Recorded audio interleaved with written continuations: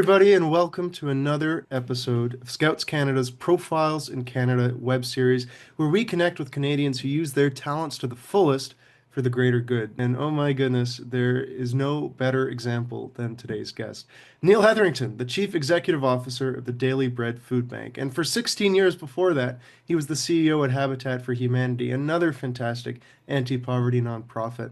In recognition of Neil's good work in 2022 and 2023, he was actually named one of Toronto's most influential people by Toronto Life magazine, next to Drake and Austin Matthews and all those people. The Daily Bread Food Bank headquarters, by the way, is a stone's throw from the First Lakeshore and the 138th Toronto in the Greater Toronto Council. Neil, thank you so much for being with us today. Really grateful for the invitation and for the work that you all do. Well, thanks, Neil. Before we get going, I want to briefly talk about the good work that you do at the Daily Bread Food Bank. It's one of Canada's largest food banks, or perhaps practically a food distribution center to over 100 member food banks across Toronto. And I read in your annual report, maybe you can confirm this, that between July 2023 and June 2024, you served over 38 million pounds of food, and your member food banks received over 3.3 million visits. Just about a quarter of the clients are under the age of 18. Are you as surprised and shocked by this as I am? Um, it's kind of interesting. We knew that at the start of the pandemic, people did not have a sense of resiliency. We knew that if there was an acute shock to the system, that they would have to turn to food charity. So I shouldn't have been shocked. And so we knew food bank usage would go up, but never did I think that it would happen at the rate that it did happen. So the fact is, Daily Bread now provides food for 1 in 10 Torontonians. Wow. So 1 in 10 get their food from the distribution hub out in Etobicoke, and we send that food to about 200 food banks across the city of Toronto. And the frustrating part to me, if you think about scouts in terms of be prepared, we're not prepared for these types of shocks to the systems. And now we're talking about tariffs. Are the lineups going to be even longer than they were during the pandemic? Is the need felt equally across different segments of society? Are there people that are more in need than others potentially? Yeah, that's absolutely the case. So if you look at various equity deserving groups, they have the same challenges that they in broader society that they've got. And so we see, for example, the Indigenous population. It's only 1% of Toronto, but 5% of food bank usage. Black Torontonians have a disproportionate rate, about 3.5 times what the sort of proportional share should be of food bank usage. And so there are groups, there are demographics that suffer from more severe food insecurity in the city of Toronto. And that's where I love, the Daily Bread Food Bank, where we can say, regardless of background, we can all come together in a sense of community to make a difference, whether we are feeding that need now or advocating for a more just society and a better city of Toronto. It's a fantastic message. So obviously the Daily Bread Food Bank is active in Toronto. This is a nationwide distribution. What is your sense about the nationwide need for food banks now as compared to, let's just say, 10 years ago? Well, now there are about 2.8 million Canadians who make use of food banks. Wow. About a quarter of the population of Canada is food insecure. There's different levels of food insecurity, but fitting in with that broad umbrella of food insecure, it's about a quarter of our country. And I think we have to step back and go, are these the values of the country that we all love and profess to love? And the answer is no. And so then you say, okay, well, what changed? Why was it that food bank usage was at a much lower rate some 10, 15 years ago, even when we did have deep recessions? What was different? And I would say what was different was we were a nation that built cooperative housing. We were a nation that built affordable housing. We were a nation that said for those that are on disability, they shouldn't have to live in deep poverty. But we turned away from each one of those values. And when you turn away from those values, you start to see a separation of people who have and who don't have. And that's why, you know, when we talk about what folks can do to get involved with Daily Bread, it's not just about feeding the need now and distributing food. It really is about joining a coalition of the willing who will advocate for systemic change. And so demanding that we build affordable housing so that we can all thrive in community, demanding that people on income supports like disability should not have to rely on friends, family, or charity just to get by. So let's talk about volunteers. Obviously, Scouting is an organization full of them. 5 years ago, actually, you appeared on TVO here in Ontario with Steve Paikin, where you stated that there was a tremendous need for volunteers at the Daily Bread Food Bank. Obviously, 5 years have passed. I encourage folks at home to watch that if they want to. Um, are volunteers still needed at the Daily Bread Food Bank? And if so, how can young people get involved at the Daily Bread or in food banks across the country in their own communities? Well, Daily Bread always needs volunteers. They are the backbone of the organization. They are more than that, actually. They're kind of the heart and soul. I mean, this is an organization where we have a volunteer board of directors, and it's sort of at a 10 to 1. No, it's actually probably much higher than that. But there's a massive disproportion of volunteers to staff.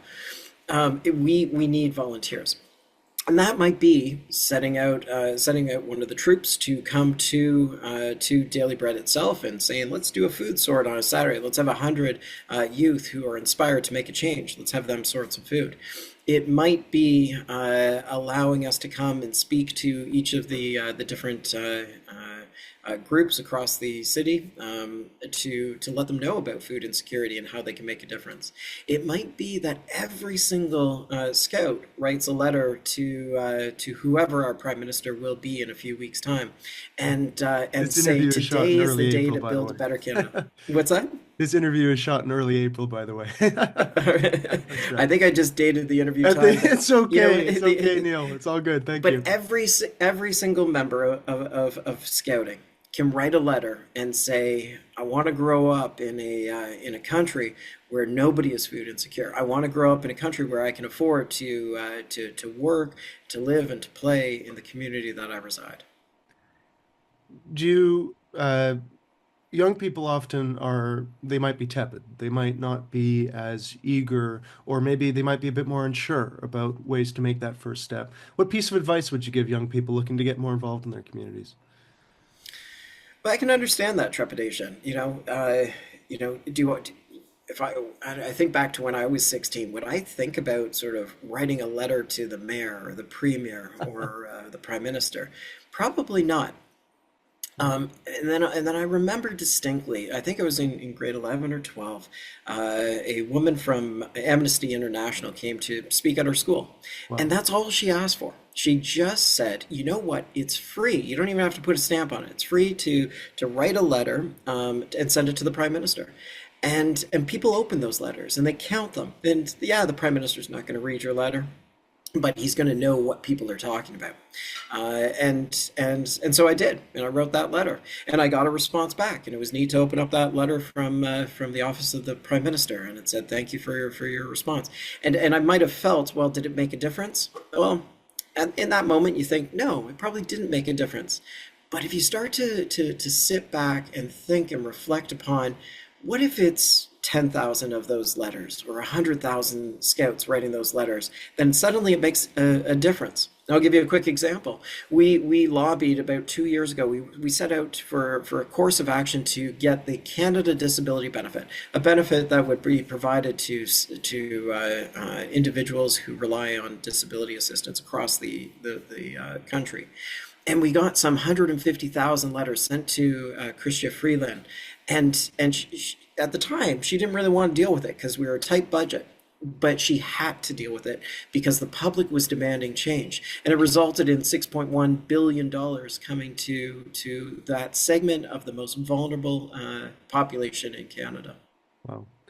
Let's change gears a bit because you mentioned a little bit of your origin story, let's call it. I want to know. how did you decide to make giving back a career? How did you find your passion for the work that you're doing today? Well, after university, I worked for a developer and had a great time for 5 years, and I enjoyed that very, very much.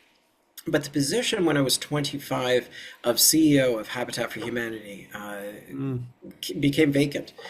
And maybe I had a bad day at the office or something, but I had been in home building. I had volunteered as a youth, both domestically and internationally. I knew the difference that a home meant to somebody who was living in poverty. I knew the feeling that when they got the keys to their new home, when they crossed that threshold from a situation of despair into one of hope, that it was really very inspiring. And so I put my name forward. And I was 25 at the time. I had no idea what a CEO did. I could barely spell the word CEO. And instead the board said, okay, we're going to take a chance on this kid who doesn't know very much. And so they did. And I will never forget that first day at the office, and trying very, very hard to develop affordable housing, and had a wonderful time over the next 16 years doing that. And I think the reason that I'm involved with nonprofit work is because it's incredibly challenging. Hmm. You have to do more with less. And so it requires people, the team that I get to work with has incredible business acumen. They're creative and they're passionate. And they also have a sense of higher standards when it comes to transparency and governance. And so if you want one of the most challenging positions in your career, I would suggest the nonprofit field. It's emerging, it's challenging, and it's exceedingly rewarding when you get to see homes being built, or families getting the meals that they need for that week. Neil, you were never involved with scouting, but to have leadership thrust upon you at the young age of 25 is a very scouting experience. So maybe you're more like us than you might have thought. But I will ask about that along that strand. A lot of scouts today are trying to find their places in their communities. They're trying to find what gets them going, what makes them the most passionate in the work that they do. What advice would you have for scouts trying to find their passion? Well, I was never a scout, but I certainly wanted to be. And one of the reasons that I appreciate scouting as much as I do is it is mastering self-independence through a variety of exposures to different areas of society and different skill sets. And so you can learn about technology and AI in scouting, and you can also learn how to make a fire. You can have that sense, and to me, that's absolutely beautiful for how you sort of mature in life. I can tell you that we at Daily Bread are always looking for independent go-getters who have those business skills, but at the same time have a values base that allows them to express those values through the work that they're doing every single day. But then you think about, well, more than life, right? Like more than work life. How is it about going out into nature and exploring that and respecting it? What about the skills around sailing or canoeing that sometimes are lost arts when we talk about sort of our urban context and our urban areas? These are important business skills. Why are they important business skills? Because they are renewing each one of those scouts. They're going to appreciate it more later in life, but the ability to be able to work hard in a creative fashion and have that business acumen, but also have the common sense to get out into nature and to enjoy it and to thrive in it, I think is just one of the many reasons why I have a deep respect for Scouting Canada. Some good news for scouts nationwide then. A focus in this series, just to switch gears a little bit, has been our country, Canada, given everything that's going on in the world right now. I want to know what has being Canadian meant for you in the work that you do. What a great question. So I am a Canadian through and through. I lived for 3 years in New York City, but everybody in New York City who I met knew that I was Canadian, not just from how I said out and about, but hopefully through the values that we have as a nation. So when you think about Canada, there's a lot of things that we can be very proud of. We can be proud of a nation that is humble enough to recognize some of the very deep mistakes that we made in our history, and not be fearful about the repercussions about coming to terms with those mistakes. And obviously, in particular, I'm talking about the Indigenous relationship that we have had. And so we are a humble nation.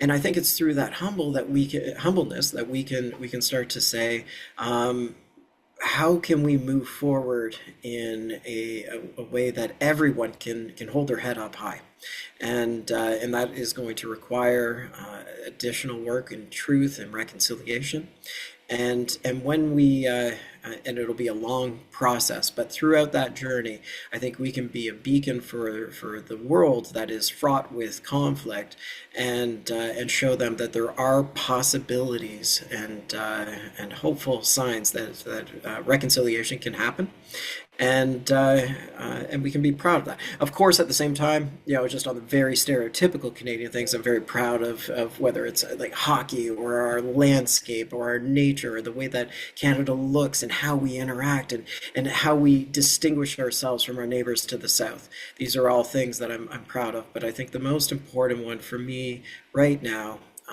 is recognizing that we need to humble ourselves as we come to grips with truth and reconciliation, and work a path forward. Well, thanks very much, Neil. I just want to reiterate before we close off, how can Scouts get involved with the good work of the Daily Bread Food Bank? Well, whether it's the Daily Bread itself or a food bank, sadly, you can walk to a food bank in every area of the city of Toronto. They also need you. They are probably a Daily Bread member, where we ship the food to them and then they hand it to the clients. So it doesn't have to be out in Etobicoke. It doesn't have to be with your troop. It can simply be walking into a food bank and saying, I want to make a difference. But it can also be doing some very basic things. You would have heard some stats in today. The youth would have heard some alarming numbers, like 1 in 10 Torontonians making use of the food bank. I would ask that they have a conversation at the dinner table with their parents and their siblings, and say, did you know that 1 in 10 make use of a food bank? And have a conversation about why is that and how do we change that. I would encourage them to write a letter to the mayor and the premier and the prime minister, any elected official of any stripe, and write a letter and say, today's the day to build a better Canada. That's what we should be doing. Incredible. Neil, thanks so much for sharing your time Not with at all. us, and of course for your incredible work with the Daily Bread Food Bank. Your story is inspiring for Scouts looking to give back to their communities and, of course, to their country, so thank you. And to learn more for our friends at home about the Daily Bread Food Bank and the good work that Neil does, be sure to visit dailybread.ca. Thanks very much for joining us, everybody at home. Our next episode is going to be in 2 weeks with another great Canadian who uses their talents to the fullest in the service of their country and, of course, of the common good. So thanks very much for joining us. Until next time.